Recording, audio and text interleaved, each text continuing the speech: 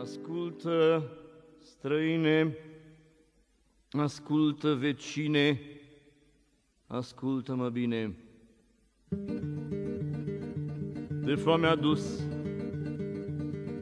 tăcut la început, în casă la mine, ți-am scos și ți-am pus din tot ce-am avut, și pâine și sare, și laptele mulți, cald, alb și ștare, pe masă la mine. De sete supus, ai vrut de băut, pe masă la mine. Ți-am scos și ți-am pus în cană de lut, și vin și licoare, și dulcele must, fierbând în ulcioare, în casă la mine.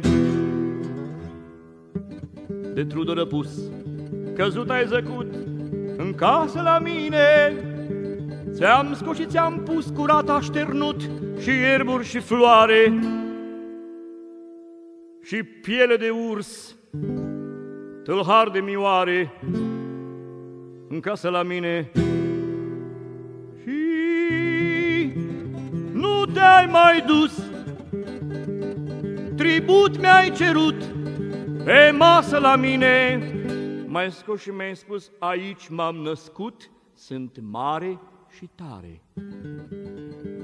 Credeai că m-ai smuls, punându-mă în fiare din tot ce-i la mine. Ascultă, străine, ascultă, vecine, ascultă-mă bine. La mine la prag a fost vălmășag de haite cu steag. Cavalul s-au spart, zbătură să înștreang în pulbere zac. La mine la curți veneau lacomulți, mai mari, mai temuți, de un cap sunt mai scurți. La mine la porți e rânjă de colți, e plesnet de glonți, e umblet de hoți, se spulberă toți sub brazda mea morți. Asculte oricine, asculte-mă bine.